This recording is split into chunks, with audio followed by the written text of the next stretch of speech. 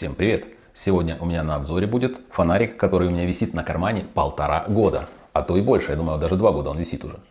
Trustfire Minix.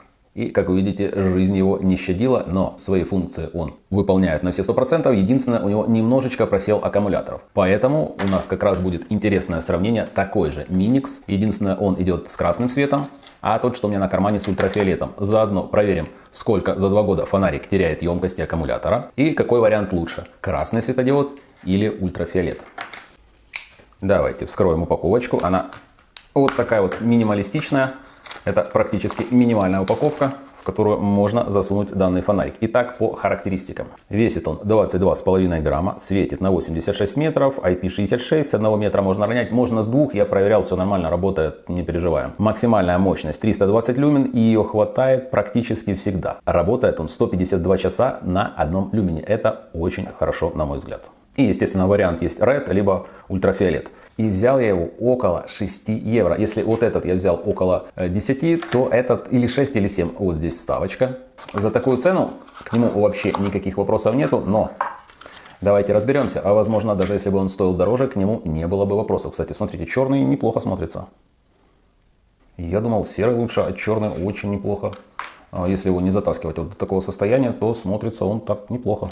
Единственный недостаток, который сразу мне почему-то бросился в глаза, хотя по итогу это ничего не изменило, это неутопленное стекло.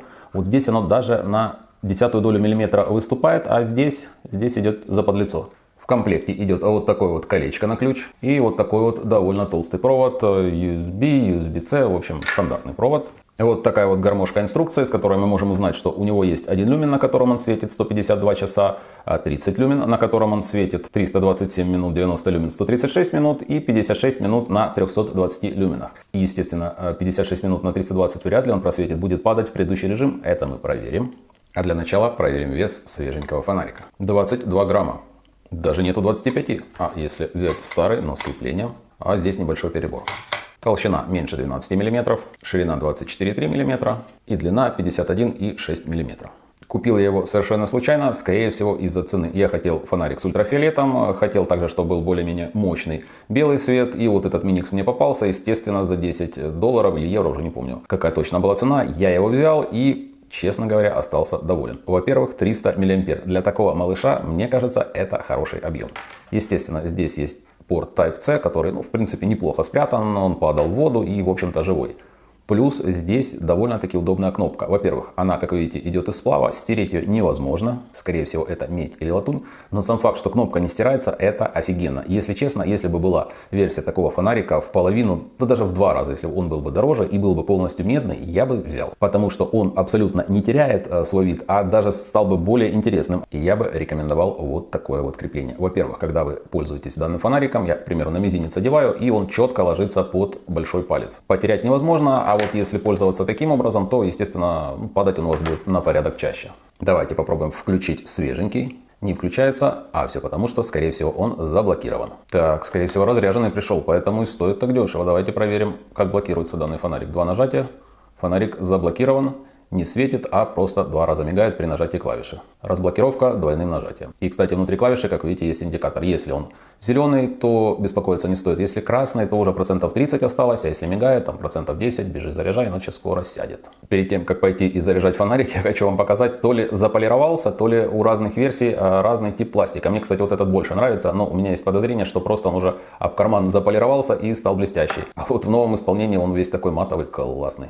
Пошел заряжать фонарики, заодно проверим емкость. Многие говорят, что встроенный аккумулятор это капец, но вот с ним я хожу 2 года, заряжал несчетное количество раз, и тем не менее он пока меня радует своей автономностью, а на деле мы проверим, насколько изменилась емкость. Не буду вам говорить, что я с ним проходил около 1 недели, потому что на самом деле я посмотрел, когда его покупал, я проходил с ним 2,5 года. И на мой взгляд, при каждодневном использовании он неплохо сохранился. Но самое интересное, я замерил емкость аккумулятора нового, и разница практически никакая. Здесь 285 мА, вот можете посмотреть, а здесь получается 270 в него влазит. Почему не 300? Скорее всего, потому что он не до конца разряжается. Возможно, просто не соответствует емкость указанная реальной, а возможно просто не до конца разряжается, поэтому общий объем, который он набирает, естественно, не 300, а чуть-чуть меньше. Но факт в том, что за 3 года практически емкость не меняется, поэтому сильно переживать за то, что он неразборный, я думаю, не стоит. А теперь давайте пройдемся по режимам. А режимы здесь, на мой взгляд, довольно-таки продуманные. Первый режим – это 1 люмен.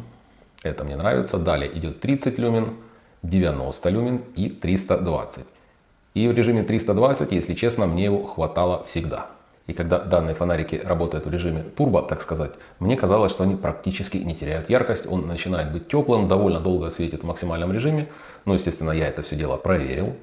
И как вы видите, полминуты он вообще не теряет яркость. Дальше начинает потихоньку терять и где-то на половине останавливается, то есть на 160 люмен. И дальше, как вы видите, он падает то вверх, то вниз, там 150-170 люмен, он на каком-то режиме держится. То есть, в принципе, здесь, получается, стоит какой-то терморегулятор, вот, который очень активно работает. То есть, он не дает проседать максимально, и как только температура снижается, он начинает повышать яркость. Возможно, кто-то более подробно знает принцип работы. Напишите в комментариях, очень интересно. Но, собственно, когда фонарик падает меньше, чем в половину из турбо, это даже для нормального неплохо фонарика, а уж для таких малышей и подавно хорошо. И, естественно, главное различие: здесь стоит красный светодиод, здесь стоит ультрафиолет. Ультрафиолет стоит хороший, но не настолько мощный, чтобы его для реальных целей хватало. Ну, как видите, красный светодиод будет помощнее. Вот таким образом светит красный светодиод в подъезде. Довольно ярко, на мой взгляд. А вот таким образом светит ультрафиолет, к примеру, в ванной. Как вы видите, следы жизнедеятельности он определяет нормально, но я максимально приглушил свет. Как видите, этот фонарик сразу стал ярче, а это всего лишь 1 люмен. И мы смотрим на купюру. Я глазом вижу некоторые точки, некоторые значки начинают просвечиваться. И если мы выключим свет, он довольно неплохо светит, и, естественно, мы видим защитные знаки. Но если мы включаем свет, этого всего практически не видно. У меня была ситуация при продаже авто, думаю, да, у меня же есть вот такой вот фонарик, сейчас просвечу купюры. Я начинаю просвечивать, и практически ничего не видно, поэтому надеяться на него как на ультрафиолетовый детектор, к сожалению, не стоит. Лучше, естественно, проверить деньги в банке. А вот в полной темноте он себя неплохо показывает. В ванной комнате, как видите, он следы всякие там освещает, пластик светится, хлопок светится. Вот. Но в реальной жизни, мне кажется, красный свет более полезный. Ведь он здесь довольно яркий, и мигалка в нем реально может пригодиться. Потому что мигалка в ультрафиолете я не знаю зачем, а вот в красном свете это такой себе маячок. Можно, кстати, использовать, например, на вело, если его сзади повесить. Вот, на рюкзачок, кстати, по креплениям. Совершенно без кольца носить неудобно. Лучший вариант вот такой вот карабинчик. Он у меня одевается на палец, и вы ходите с фонариком полноценно. Он потеряться не может, удобно лежит в руке. Но так как у меня второго такого не было, я приспособил вот такой вот дешевый карабинчик. Продаются на Алишке, их там по 5 штук пакуют. Тоже неплохо цепляется на карман. А вот таким образом это выглядит. И удобно себе находится в кармане, удобно достается. Единственное, ну вот при ношении можно вот таким образом держать. Можно не держать, но это у меня как бы такая привычка. По дальности света у обоих, естественно, заявлено 86 метров. Это на максималочке на 320 люменах. Вот. Но в реальной жизни на самом деле эти измерения как проводятся? В той точке, где есть 0,5 люкса, это считается вот максимально дальняя точка. А 0,5 люкса, к сожалению, вы, наверное, не увидите. Я проверил, вот, к примеру, в саду вот таким образом он светит от 1 люмена и до 320. На 320 реально метров на 30 он пробивает нормально. В принципе, наверное, до 50 метров будет видно. На мой взгляд, этого достаточно. А 86 метров, там, скорее всего, свет будет. Но отраженный свет вы, я думаю, не увидите. Разве что будете светить на знаки, которые отражают. Там, да, там и 100 метров будет. По водозащите у них довольно скромно. IP66, они у меня падали в воду. Ничего с ними не было. Проверять не буду, потому что данная водозащита не подразумевает стопроцентную защиту от воды. Тем более их разобрать и посмотреть, попала ли она внутрь, не смогу. Поэтому смысла в этом не вижу. Насколько затирается за 2 года пластик, который стоит на линзах, можете посмотреть. Ну, естественно, с этим я ходил 2 года, с этим ходил буквально неделю. Затертость есть, но на реальную работу вообще никак не влияет. Кнопка, кстати, затирается со временем и становится гладкая. Изначально у нее такие довольно острые грани, а после использования пару лет она затирается, естественно, так как это однородный металл, цвет не меняет. И, блин, почему не сделать из такого металла весь фонарик? Вот тут я не знаю, конечно, цена, но фонарик-то будет намного поприятнее. Со временем даже резиночка заполировалась. У данных фонариков очень хорошее соотношение цена-качество, количество света. Если какой-то из этих параметров убрать, естественно, есть дешевле, естественно, есть ярче, естественно, есть качественнее. Но вот по совокупности этих 3 характеристик это отличный фонарик. Тем более его можно найти от 6 до 10 евро без проблем. Это на Алишке. Ссылочку, естественно, внизу я оставлю. В закрытом помещении даже одного люмена вполне себе хватает, чтобы освещать. Вот таким образом это все выглядит в подъезде.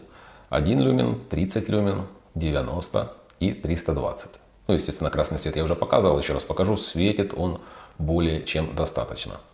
И, на мой взгляд, при наличии на кармане вот такого вот фонарика, при наличии на кармане одного из этих двух фонариков, света вам хватит практически в любой ситуации. По крайней мере, мне хватало. Естественно, он будет светить не так уж и долго, хотя, опять же, он на 320, а вернее, скажем так, на 160 люмен после 1,5-2 минуты, он светит около часа, и, на мой взгляд, этого более чем достаточно. Тем более, это фонарик не основной, а такой себе запасной свет. Так что, если ищете недорогой, довольно яркий и качественный фонарик, мне кажется, Trustfire Minix – это хороший вариант. Какой выбрать, это уж решайте сами. Но, попользовавшись пару лет этим, и в реальных ситуациях ультрафиолет, в общем-то, мне не помог, поэтому, наверное, будет более практичный красный свет. Хотя ультрафиолет мне показался классным. Заходишь в ванную, либо еще куда-то светишь, все подсвечивается, но в реальной жизни вот купюру вы им, к сожалению, особо не проверите, но только в темноте. Какой вывод можно сделать? У Trustfire получились отличные фонарики с названием Minix. Как с красным светом, так и с ультрафиолетом. Какой выбирать, сами решаете. Но я рекомендую оба фонарика, отличные фонарики за свою цену.